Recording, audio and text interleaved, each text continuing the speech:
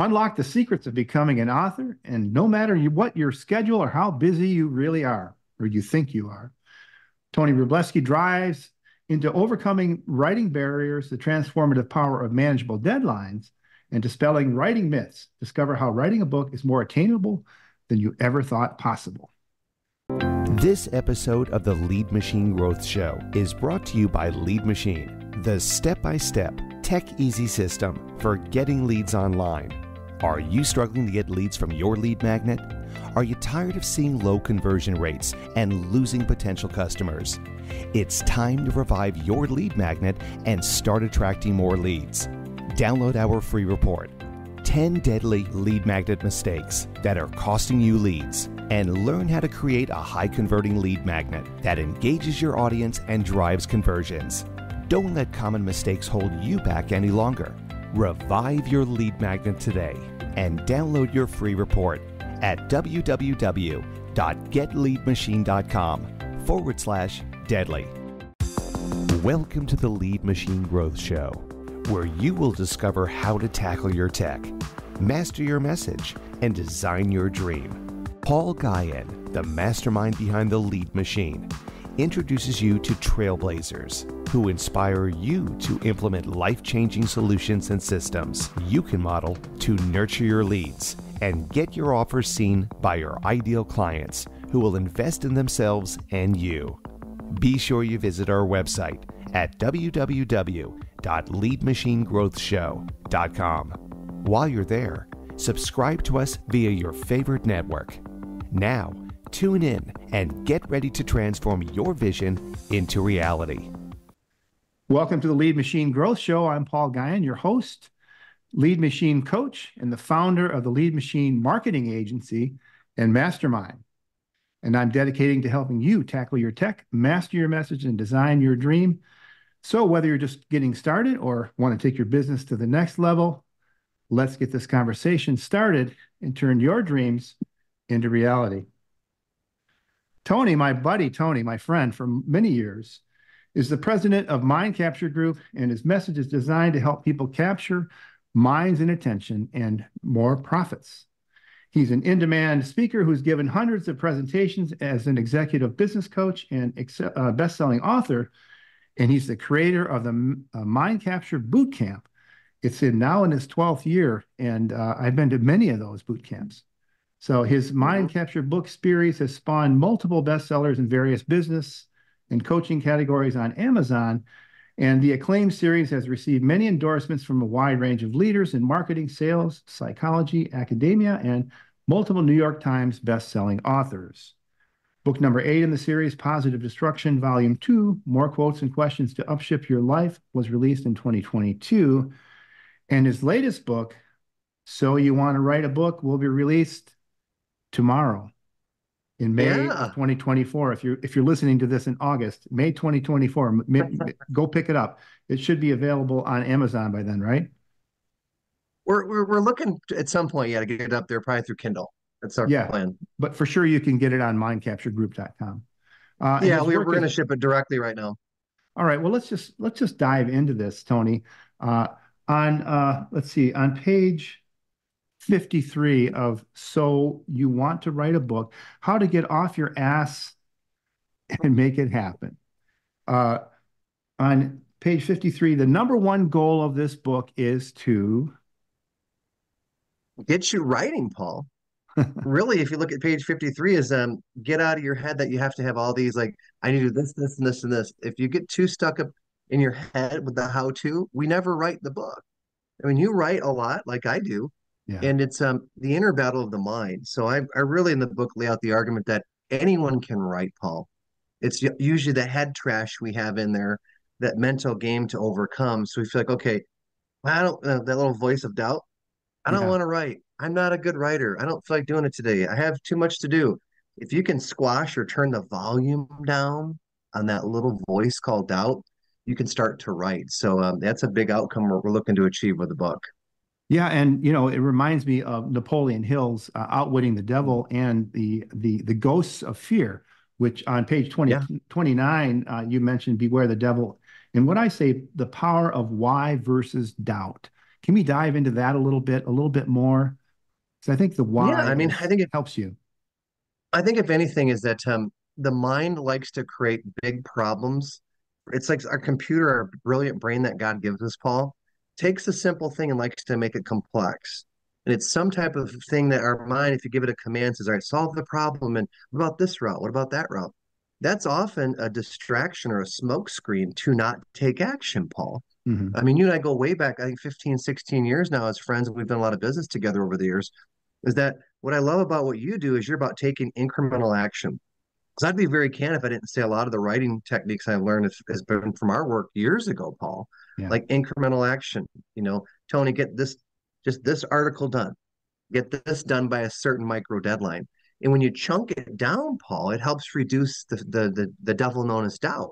So I'm going to definitely give you credit, and I appreciate the chance to come on and be with you. I'm very proud of what you've been doing on the podcast and watching you grow this thing with your business. So if I Well, didn't thank give you. you credit, that would be disingenuous because you have had a lot of influence in my career when we met back in the late 2000s, okay? Up in Traverse City, I remember that day. Oh yeah. So a lot of the things that you've shared with me that I've implemented, they're written in the book, different techniques from what I've learned from you and to Brian Tracy and to other writers that have coached me and paid coaches that I've used, Paul. So I utilize a lot of resources that are available for free to paid coaches, to peers that I work with, like you for many years. We've worked together closely. So you helped me push through some of my doubt. So this is kind of a fun interview because we had that close relationship for many, many years doing business together, and you've been to a lot of my events and helped me in so many ways. So I definitely want your audience to know I'm going to give you a huge shout out and thank you that success is not a solo journey, Paul. Yeah. In our faith walk, we're both believers that God is guiding the train in our faith journey. However, you need a great team around you at different points to assist. So this culmination, many of the pages have your influence throughout it, Paul. So thank you. Oh, thank you. Um, you mentioned researching and other authors. What are some of the things that you discovered from authors like Stephen King and John Grisham and Brian Tracy, especially who's one of my soul mentors, and Mhm. J.K. Rowling? What did these aspiring writers that you can model after? Couple key things. The first thing is they all struggled at various points, Paul. Even Brian Tracy, who's written over 80 books, everyone looks at him as the goal master. He's one of the best in the world, as you and I know, at teaching goal setting. Yeah. However, he went through a period in his early 20s where he was struggling to figure out what he wanted to do with his life. That eternal question, why am I here? What should I do with my gifts? And you look at folks like J.K. Rowling, she was unemployed, a single mom, struggling on the train every day to London for several years, started to write this thing called Harry Potter. And over many years, she got the manuscript done. Then she put it out there and got rejected several times. And then 7 years later, from 1990 to 1997, when she had the conception of it to writing, she got a book deal, and the rest is history. Stephen King, one of the great books that I reference in the new book is his reference called On Writing. It's much deeper. Stephen King's brilliant. But I'll give you an example. The movie and the book Carrie. He wrote that as a young writer. He didn't like it. He threw it away. His wife went in the garbage, cleaning the house, saw it, started reading through it, Paul. This is like the stuff of legends and it's verified and true. Yeah. Was like, what are you doing? Told him, get it out of the trash, submit it. It ended up getting like $400,000, if I recall. I'm paraphrasing. It was like several hundred thousands of dollars in advance for Carrie, which became a huge book, then became a movie, and it really pushed Stephen King into the stratosphere. Think of that. That God wink that his wife did by pulling the manuscript out. So I look at that and see, all these different writers from the big famous names down to J.K. Rowling, that had to struggle in the beginning. And you look at someone like John Grisham. John Grisham has 34 consecutive number one international bestsellers, 300 million books in print, Paul. And his advice is simply this: write one page per day. Until you write one page per day, nothing's going to happen. Yeah. And again, it goes back to the first part of our interview. We like, as our minds are brilliant, to make things almost too complex. And it's the old cliche, and that's why it's a cliche, is you eat the elephant one bite at a time. You write a book one page at a time, Paul.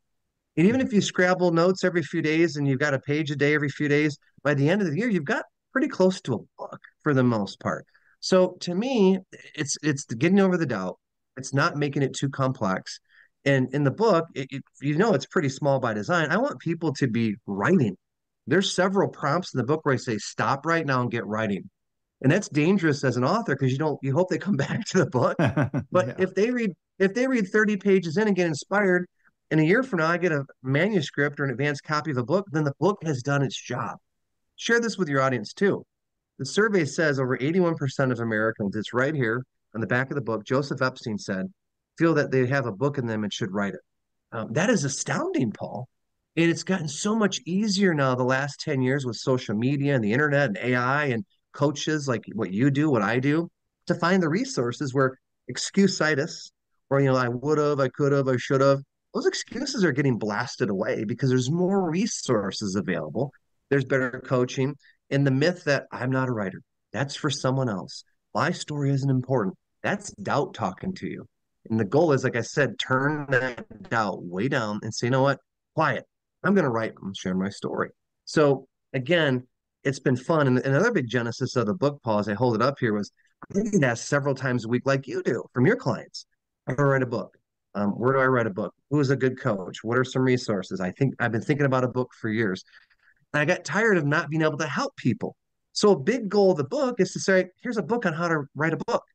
Because you and I were both very, very busy. I can't always go one-to-one with somebody.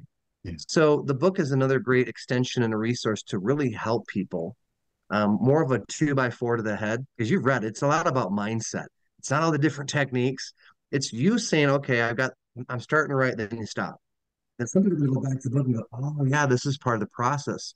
I'm maybe gonna stop and start. It happens to all of us. So I hope that helps a little bit. Yeah, it does. And you mentioned, and we talked a little bit about it in the beginning here, was the why. So the how-to will reveal itself, as you say in the book, as you just need to start. But I think you need to have a reason why. And a lot of us struggle. I think part of that struggle is that while we're struggling, we struggle because we don't have a clear why. And we don't have a clear who either. And our why leads us to the who. So why are we doing this and who are we going to help are two super important things to understand and get clear on. What are some techniques to doing that and discovering that? Well, it's a deep question, Paul, and I appreciate you asking that. I don't usually get asked that. Okay, I've been doing a lot of television and radio and some other podcasts. I don't usually get the deeper one like that, but it drives you on those days where you want to make convenient excuses. I'm too busy. The kid's got to do that. I had an emergency come up. Oh, I've got a deadline. I've got another project. And what happens is those excuses bump the priority of writing back way on the back burner of the goals list. What a powerful why does, it'll push you through your excuses. In addition, I have a lot of techniques in the book where I say, play a game with your mind, trick your mind and have some fun with it. And I don't mean trick from a dishonest perception.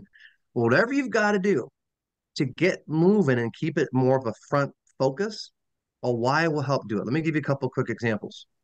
I've done this with the coaching clients I used to work with on the one-to-one when I had the time. I'd say, all right, imagine you get a prognosis, you're going to be dead in a year.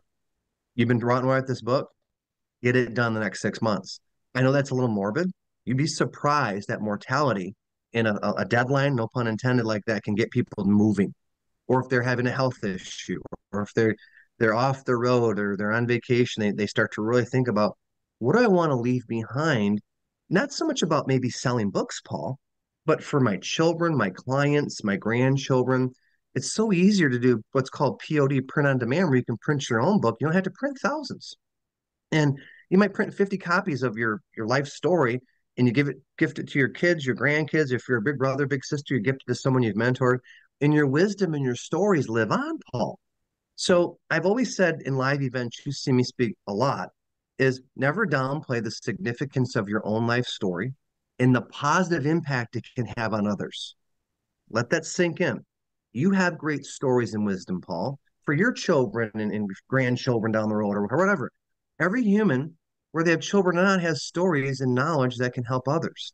I'm more in the nonfiction space, obviously, okay? Yeah. I have great respect for the JKs, the Stephen Kings that can like paint a tapestry with their writing. That to me is incredibly complex and cool.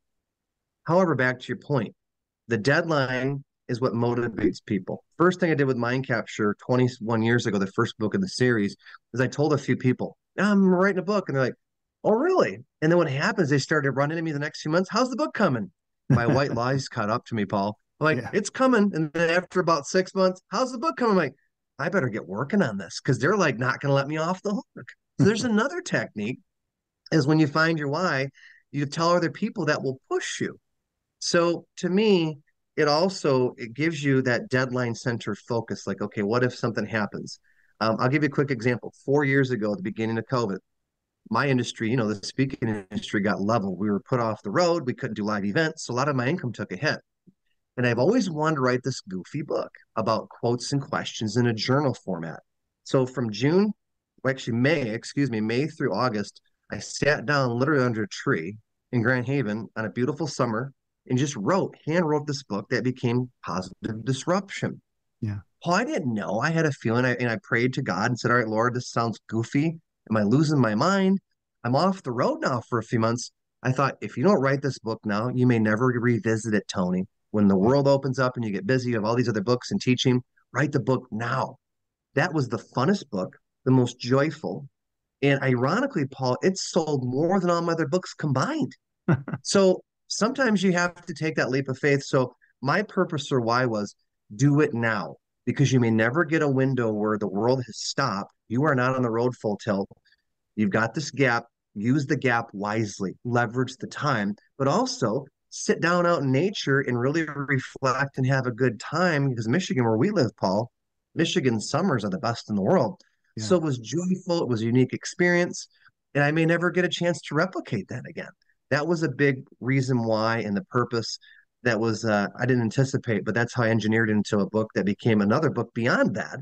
And it's helped a lot of people. So I hope that helps answer the question. Yeah, it does. And the thing that you just said, the little story you just gave is we all think, I think that when we're thinking about writing a book, we want to have this grandiose thing when really the story that you have in your life, the one that you're living right now or that you have lived to get to this point is the thing that's probably going to inspire people.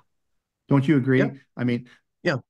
when you say, "Hey, when COVID hit and I did this," people lean in and they listen to your. They want to know what you did because they went through Hmm. it too, and they want to know how you did and what you did to occupy yourself, occupy your mind, and to do something with these new. I guess people call it pivot. You pivoted, Yeah. and you you obviously really reap the rewards of doing that and going inward instead of outward and going, well, what can I do? I'm just going to be sad. Instead of being sad, you wrote about it. And that's great, Well, especially Paul, the topic, the topic yeah. of the Let, quotes let and me, inspiration. I want to add to it something that I don't remember if when we had talked back then because the world got so crazy for all of us. But here's the deal. It's called shared humanity. All humans are having struggles. Some show it, some keep it in, some act like they don't, and some really acknowledge it. What was also occurring in the summer of 20, I went through a bad breakup. Well, I didn't see it coming. In relation, that's shared humanity. Everyone's been through breakups, okay? And I had a decision to make. I could mope and be super sad. I could say, let's channel the healing into something I enjoy as a pleasant distraction of writing, looking at quotes, which I love to post on social media, daily quotes of Yeah. motivation, and then Mhm. do some fun research that wasn't too taxing on my mind because I was kind of sad for about a month or two and rechannel that and not get the cliche of bitter, become better and learn and heal through a pleasant escape of writing a book of something I was really interested that I thought I'd never maybe get a chance to do. So sometimes out of you look at like music, for example, many of the best songs of all time are written out of tragedy and heartbreak, Paul. Same with art. For some reason, we learn from the adversities of life. It's the fire being forged into steel of pain or emotion or loss. So the book was also healing for me to write, Paul. That's the other backstory. I had Yeah. sort of a 1-2 punch, but I knew God, my faith walk. I had to really surrender and say, "All right, Lord, this makes no sense. But go ahead and do it." So I prayed and meditated on it for many weeks, Paul, before I started really commit and say, "All right, let's go. Let's write this book, focus on getting it done." It's a tight deadline because we published it like 5 months later after I started writing it. So a lot of great people, let's go back to teamwork. I'll give some credit where it's due. We had a great printing team out of Chicago, Jim and his team, Lara Hemling, Kelsey Sanders on my team, and edit, design, and copy. They just pulled the line because we were aggressive on this deadline because we wanted to get the book out by Christmas of 20 because it's about positivity in a world that was completely locked down. Yeah. So we had many miracles. We had a great team. We had a great vision. Everyone got on with the vision from the printing team to the publishing to the editing. And it doesn't happen without that earthly team. Are you following me on this, Paul? Oh, They yeah. all came together brilliantly. And, a few months later, we did an event in Michigan where I brought them on stage and thanked them in front of a large group and just said, hey, remember that success is not a solo journey. Entrepreneurs have to lead the train or conduct the orchestra, but you need all the players on the team to make the sound right. Hey, you're a drummer, Paul. Yeah. Yeah, you can do a drum solo, but you want to have other musicians there for the rest of the set to complement the sound. Yeah. So it's the same with entrepreneur life. It's the same with writing. I talk at the end of the book here real fast about getting an editor when you have the manuscript done. Don't worry about, well, I'm going to get an editor. I'm halfway through. I need to have someone edit it. That's an excuse, Paul. Yeah. I'm like, no, leave that out there. That how-to will come later. We show you in the book, let that sit until you have the manuscript done. Then you bring in the other star players to assist. So back to your question, purpose. I've given you a couple of examples in that longer answer, but if you can get a really good purpose or a why, it will definitely accelerate you to make it a priority of writing. Amen. Now, when you you went dark. You've done this Mhm. before and many times, and I know that it's a superpower that you have. And when we've been working together for 15 years or so, every now and then you would just go dark. And I couldn't get a hold of Mhm. you for 24, 48 hours. And so can you talk about the power of going dark and how that can really help you with your mind and with your mindset and getting productive? Well, let me first say, I don't think I've been asked that in an interview. So again, good research. And I used to joke many years ago, I'd say, hey, I'm going to take a solitude Saturday, Paul. Yeah. And I would kind of tip you off. I'm shutting the phone off. And that takes a lot of bravery, especially now I'm holding my phone right now. I'm holding up here in the front of the camera here on Zoom. I don't know. It's tough to do because we're so interconnected with our children. I have three children. I have people that I work with on the team. I have clients. So to take a day or two to go dark is incredibly difficult. Now, there's a convenient alibi or excuse is we take a vacation. Most people are very understanding, but even then, we still check our phones, Paul. Okay. Yeah. So here's why I advocate if you can do it is you get so much done. And when you have that mind clearing, it doesn't mean you're busy doing stuff when you go dark and shut your phone off and you disappear, but it gives you a chance to reset your brain. And what I advocate is something that you like to do. Maybe it's biking or hiking or taking a walk, or maybe you go to chapel and you meditate for an hour or two at your church, or you go outside and you find a nice river and you sit and you just thank God and you give appreciation. When we had that chance to unplug, good things happen. I say this a lot in my recent keynotes. I have a big one tomorrow or 2 days from now, and I'll say the same thing in front of this group of a couple hundred people. Isn't it interesting? And I'll hold my phone up that we charge the cell phone in every day. What are we doing to charge ourselves in every day? How do we plug and recharge our soul every day? And going dark or, that day or two, if you can do 2 days, that's even more brilliant. It's just you go, wow, I realize how madness the world can be in my schedule and how reactive I am to all the technology that self-care is the big term right now, Paul. You're talking about self-care, self-care. People need to focus on making themselves part of their own schedule. And if you're healthier and happier, Paul, I'm healthier and happier. I can be a better dad, better partner, a better employer, associate with my team, teammate, a better person in the community, a better follower, believer. And it just something about, yeah, I took a full day. And isn't that fun when you don't have to look at your phone all day? You're just like, wow, the world's vibrant. It's like full technicolor. I don't have to keep looking down at my phone and getting distracted. So to me, if you can do it, I would love to. One of my life goals is to go to Mackinac Island and take 5 days and disappear and either finish a manuscript or dive into a manuscript on Mackinac Island. I set the goal like 15 years ago. I thought someday I want to come here, God willing, and finish a book or write a book for 5 days on the island. It's one of my favorite places in the world. It's serene, it's beautiful, there's no cars. And God willing, that may happen someday. Yeah, and Mackinac Island's a beautiful place. We had the first mine capture boot camp there, and I was there and Yep. stayed overnight, and we met and had a really great time. There were some fabulous speakers there too, which was a lot of fun.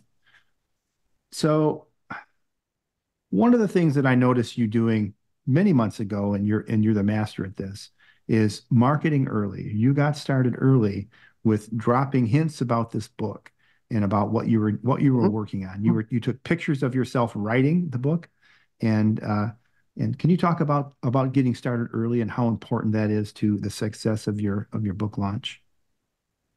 Yeah, well, I'll try to play off the alliteration of D's like dog. Okay. Document the process, distribute, and then put it out there. Okay. And you do build up. Okay. So you document what you're up to, you distribute it, you put it on social media, you put it out to your email list, you share it. And I think if anything, the third D is you deliver it. Okay. You put a deadline up there or a publication date. And what it's doing, I'm telling you right where I'm swiping and deploying, as Dan Kenny would teach me, S&D. That acronym is very powerful in marketing. Does not mean outright theft of someone's work. That's wrong. It's a concept that you overlay, that you swipe, you borrow the technique and you deploy it. Okay. Modeling. It's Hollywood. Hollywood, up until 15, 20 years ago, was the best example of, the previews. You used to go to a movie and you watch the previews, like, oh, the new Star Wars is coming out, the new Yeah. Indiana Jones, the new Harry Potter, the new Mission Impossible, whatever you're into, they would preview typically, Paul, sometimes a year with initial trailers. Then they went to 6 months. Now they're down to about 60 days for some of the main films that are left because you have fragmentation of the Netflix effect, the long tail. There's so much media out there and content. You don't see those longer lead times like they used to do for big Hollywood premieres. But that's exactly where I'm borrowing is what did old Hollywood do? They would do the buildup. What we like to do is a very aggressive 30 days prior. And I'll let your audience know as we're releasing this in May, we're going to do something unique. We're going to take the timeline, and usually it's 30 days post release. You have that marketing cycle.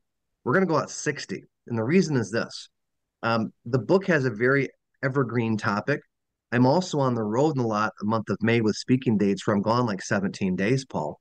So I'm like, I'm going to get back off the road at the end of May. I'd like to continue to prime the pump of promotion and move it into late June. So our team knows it's not going to just launch and be done by early June. We're going to keep pushing the extension of, hey, there's something new, there's a new book, it's a value into late June. Also, people are home or off on some summer break. They might see something, but you know what? I'm at the beach. Damn it, I want to write a book. And I keep seeing this ad or this guy's talking about this. You want to write a book, and someone maybe in like late June might go, all right, I finally got this guy's book. So I'm giving you sort of an advanced strategy there, but I know that you don't withhold anything, Paul. You're very honest. Is that I would say I didn't come up with that. I borrowed from some of the best marketers in the world, which is Hollywood. Love or hate Hollywood. They know how to get people into excitement and talking about something long before the movie ever comes out. So there's your answer. Yeah, that I did notice that the timeline is shortening, and they're also using different media channels Oh yeah. they're doing short form things as well as long form things. So you are also take advantage of the different layers of media, so to speak. So how do you leverage different channels to get your message out? I think if anything, we have a couple staples that we go to a lot. Okay. We're very good on video. And this is going to sound weird. Like Facebook and Instagram, I've been on like for 15, 16 years collectively, those two. All right. We added about a year and a half ago after much prodding of people coming up to me. I'm on TikTok, Paul. And I know that that elicits a very strong response with many people. I'm Gen X, I'm 51. And my age group, people go, oh, it's going to get banned. That's that Chinacom thing. And there's all sorts of perceptions and opinions. But a year and a half ago, after about a year in front of that, I had people that were in their 20s, 30s, and 40s saying, you should go on TikTok. There's not many speakers or authors on there, and you're in the nonfiction space. And after a while, when you keep finding a pattern of people you respect in different age groups, you go, why not? So about a year and a half ago, I got on TikTok reluctantly. And I landed on the real estate, the handle at professional speaker. So that is my handle on TikTok is at professional speaker. That's valuable. And it's building slowly. I don't have 1 million followers. Mine's organic. But what it's allowed me to do is get really good at using video, Paul, Yeah. and moving the video technique or shooting video on TikTok over to Facebook and Instagram because they're all built on reels now, the short videos. The static images in the posts and the feed are not as, I would say, mind capture-esque Yeah. because there's too much traffic. And if you look at your Facebook feeds, many of your listeners and my fans will know this. The last year, it's cluttered with ads. It's almost like, what are you doing, Facebook? It's like you're getting people like they're going to get tired of looking at all these ads mixed in the feed. So you have your staples like Facebook and Instagram. TikTok is the newer one. But it's like, well, again, I go back to some of my mentors have said, don't become too reliant on one form of media. I don't own those lists, Paul. I don't own those platforms. That's why email marketing, which you're really good at, and it pushed me for years to build that up, is email you own the list. And that's a very, very valuable smart asset that's evergreen you own. So I also know that if Facebook were to ban me or go down, or Instagram got weird, or TikTok got banned in the US, who knows? That it's not only relying on one form of marketing or lead source. So I hope that gives you some idea there because social media, it's like you can choose to ignore it or you can choose to participate. And it's picking the right channel or two that you want to go in and build some traction. But here's the big thing consistently, Paul. There was a Yeah. quote from a friend of mine years ago. I was at his event, John Delemy, and a Mhm. speaker in front of me, I remember I was in the room in Atlanta, Georgia, Mike Littman said, you don't have to get it right. You just have to get it going. And I never forgot that for some reason, it just stuck. Huh. Same is true with social media or email. Keep it consistent. I post daily. We have stuff ready and go. We have inventory. I don't just sit there and think of stuff daily because I'm busy. But people look forward to our posts every day. And it'd be interesting if I were to go dark for a few days and I didn't post. What would happen? Like, Tony, are you alive? Because people look forward to sharing the positivity. And here's the thing, you just don't know the ripple effect when you're consistent. I get several messages per week, private messages, text, emails. Hey, don't know if you know this, but we've been sharing your stuff for years. We appreciate it. Keep up the good work. And I don't do it for attaboys. I do it because I love to share positivity. I'm going to give you guys a real world case study of social media that just hit. I landed a keynote 2 weeks ago from a meeting planner out of Austin, Texas. And I call him and I always ask, how'd you hear about me? It started with a couple emails and we got on the phone. He goes, we've been following you on Facebook for like 2 years. We had a board meeting for our national keynote, and our board of directors said, you keep sharing this Tony Rubleski's guy stuff on Facebook, like you're like following him. They said, why don't you reach out to him? Long story short, we got the keynote. It's a great chance to get in front of like 600 people in September. And it came directly down because he was watching me on Facebook for years, and his board was by default watching him repost my stuff. Go figure, Paul. Yeah. You can't predict that, but here's what it is. It's consistent. Consistency. That is the real ace card, the gasoline in the marketing engines. When you are consistent, people do and eventually catch on and they eventually will hire you or buy your product or service. So there's a real world under the hood case study for your audience. Yeah, and the other thing that you mentioned there was that you had things ready to go in advance. So you weren't chasing Mhm. the tail every single day. You spend some time, you might go dark and write a month's worth of posts. And if you're doing interviews like this one, you can Yep. take this and slice it up and share it. And so there you go. You didn't really have to do any, you did the work once, and then you had your team And Paul, slice it up and go. I used to not do that. I I used to know. not do that. There was years I didn't do that. You'd be like, Tony, we got a deadline. Oh my God, I'm in Minneapolis. So there were years I didn't do that. So I'm going to put, you want to be authentic on an interview? There were years I kind of like, oh no, I got to get this done. I didn't have inventory. There was times you're like, Tony, we have an e-letter due. I remember. And it was like, I was so glad you kept pushing because I'm like, tipping point is where all humans must play. And eventually over time, it becomes habit force. Yeah. But for years, Paul, I didn't have inventory. And I was grateful you had the patience not to want to strangle me sometimes. Like, we need to get this. So you can't be more real than that, Paul. But eventually, if you look at karate, for example, the black belt has to go through different levels of skill and progression and skill set. And it took me a while to get to that point, Paul. And you were there through many of those years. So thank you, my brother. Yeah. You mentioned habit force, and that was I was just going to follow up with that. Why is it important to have an accountability partner, and also why is habit force so effective in getting things done? It works. Two things on accountability. Why do we hire coaches like you, Paul, people that consult with me? I always say two things. When people put money or skin in the game, they usually listen better and they usually implement more. They pay us for shortcuts and to hold them accountable. Don't be fooled. We have to have the skill set and the knowledge base, Paul, expertise and wisdom. That is the core door entry into the game. You have to be good at your craft. But a lot of busy people are saying, I need to find out ways to save time. I also know that if I'm paying you, I'll likely make it a priority. And Hmm. when you make it into a habit force, give me an example. I hired a coach last summer, and I'm going to give him a shout out because he's really good. He's in the real estate space. Ironic. I was one of the oddball entrepreneurs that joined his 12-week coaching. His name is Scott Comey. Okay. And we had mainly all real estate people on our weekly calls, accountability. And I set three goals. I hit two of the three goals in the 12-week challenge. It's based on a book called The 12-Week Year. That's where he teaches from that playbook. And what I loved was I was like, wow, I had these homework calls, accountability calls on Monday with the rest of the team. I'm like, I better get my homework done. So it became a habit by about the fifth, sixth week.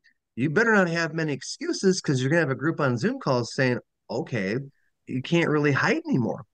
So accountability, I wouldn't call it like public shaming because it's this private group. We all paid to be there, but we had time involved, we had money involved, we had a good coach, and we were pushing each other and rooting each other on, Paul.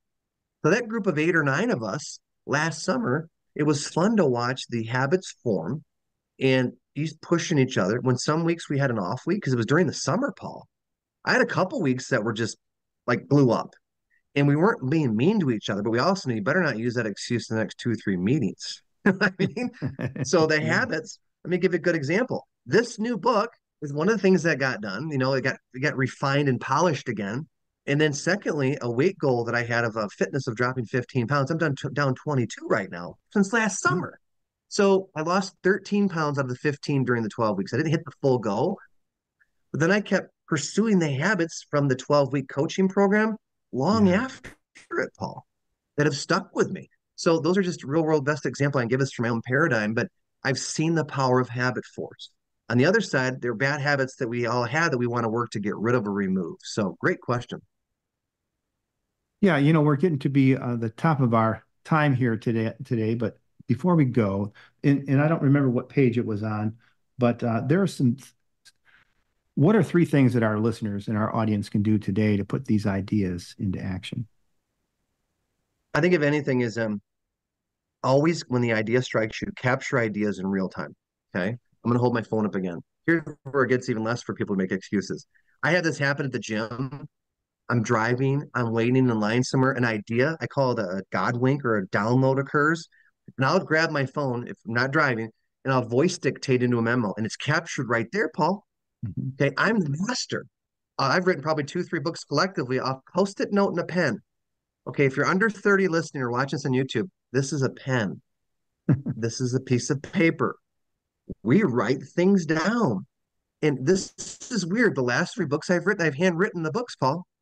Then I type Wow. them up again. I can kinesthetically write faster on paper and pen than I can hunt and peck on a keyboard. It's a preference. But write ideas down, capture notes, don't lose the idea in real time. That's my first idea. Obviously, if I don't believe in what I do, there's a new book out that can help you. Okay. So I'd love to have your audience check out the new book. Okay.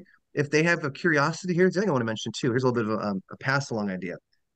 Who in your circle keeps complaining about, I'm going to write a book someday? Or who do you know that says, oh my God, you always seem like you need to write a book? Gift them this book, Paul. So maybe it's not in your realm right now, but you might know people in your family. Maybe it's an uncle or a business colleague or a grandfather or dad that's got these great stories. Your mom, you need to write a book. I don't know where to start. Okay. Gift them the book. Okay. So, yeah, I'm a marketer. Let me give you Good to, something that most people miss on interviews like this. I am 100% fully promoting a book with you. Unabashedly, I don't have any shame. I wrote the book to help people. And if I don't believe in it, I don't mention it, I don't have passion, why did I write the book? No one can market the book better than who? Me. So there's no little marketing aha what I'm doing right now. Absolutely. Pick up the book. And I think the third thing is sit down and say to yourself, okay, I'm always going to be busy. I've got these stories. Catalog your stories, Paul. Every human has got great stories of adversity, of triumph, tragedy, of being coached. They've coached someone. Maybe it's your pastor. It's a quote someone told you. There was a setback you had or an achievement that you shared. Those stories are gold. So let's tie up what you said in the beginning of the interview. Let's tie the circle. There's a reason why stories pull us in. Ziglar used to say, facts tell, stories sell. They sell and they pull in attention, Paul. We've from a primal level, we've become storytellers. We always have been storytellers, but now it's changed. Now we do it over the web. We do it on Zoom calls. We do it via phone calls, via video. The storytelling's expanded reach and frequency because we have digital tools to make the world very small to share the story. So there's a couple right there, and I think that will get some people. It'll get the mind and the wheels turning. Well, thank you for that. And how can people get the book? I know that you have a free gift to entice people, Yeah. which is your Mind Capture book number 3. And to get that book, you can go to email Kelsey Sanders at operations@mindcapturegroup.com. And you can go to mindcapturegroup.com and learn more about Tony and connect with him.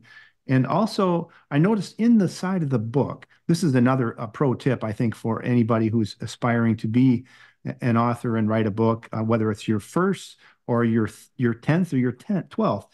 If you haven't done this, you should take a tip from Tony right in the beginning of the book. And I have the book right here. He's got a coaching program, a group coaching program where you can connect with him and learn how to write a book, and he and his team will walk you right through that process. And inside the book, you got to get the book to do this. You got to scan the QR code. Let's see if I can find it. Yeah, right there. You scan the QR code. Yep. And you go right there and sign up. And it's very affordable, and it's very worthwhile. Can you tell us a little bit more about that group? Yeah, let's go behind VH1 used to have a series called Behind the Music. That's called a CTA, a call to action. Right. And I have to give credit to Lara Hemling, who did a lot of the interior design and the book cover and back jacket. She's phenomenal ace card. Lara Hemling, huge shout out. She goes, Tony, what's your CTA going to be? Oh my gosh. So as busy as we were to get this thing done, we put that CTA in. And what we did is we put together an online, it's a monthly membership, month to month, very affordable. People that want to network with other writers have different PDFs, there's different video modules where they can access very affordably versus trying to hire me one-to-one. So there's online resources, and again, they can pick and choose what they want to use. And I don't want to have it where if someone's not utilizing it, they're going to spend all kinds of money, Paul. Yeah. So it's like $10 a month. And we want people to say, you know what, I'm getting some ideas to help me become a better speaker. So it's for speakers, authors, and leaders that want to improve their management skills, give better presentations, be better writers. So there's really 3 audiences that we're looking to build that. And as we get the book rolling out, this is a great resource to get them inspired, but also additional resources are available through that. So thank you for pointing that out. And yeah, I mean, it's one of those things that I love to help people, Paul, like you do. The challenge is time. We're governed by the eternal thing of time that all people have the same 24 hours. So it's making different resources available from printed books to online membership sites or seeing us live. Because I don't do a lot of one-on-one coaching anymore, Paul. If I do it, it's for big trading clients, usually with the CEO or their executive teams. And I have that sort of guilt because I love to help people. And this is fun because now people say, I want to write a book. I'm like, go get the book. And the website's the easiest thing right now. And I'll tell you another reason why we did it. We want to have direct access for those in the US primarily to get them the book. Amazon, I don't know who's ordering the book, Paul. So once they buy from Amazon, not that Amazon's bad, most of my books are available there. I can't find out where they're at. So we're going to have the digital book available as well for international, but right now we're going to ship direct to consumer, the printed version in the US. Nice. Well, that's about all the time we have, Tony. Thank you again. And remember, You're faith welcome. and action go hand in hand. So keep the pedal to the metal until next time on the Lead Machine Growth Show. I'm Paul Guyan and Tony Rubleski. Thank you so much. Appreciate it for coming. You're welcome. Thank you for tuning in to the Lead Machine Growth Show with Paul Guyan, where we show you how to tackle your tech. master your message, and design your dream so that you can transform your vision into reality. Remember to visit our website at www.leadmachinegrowthshow.com and enjoy even more great episodes like this one. Again, while you're here, subscribe to us via your favorite network. We look forward to seeing you next time on the Lead Machine Growth Show.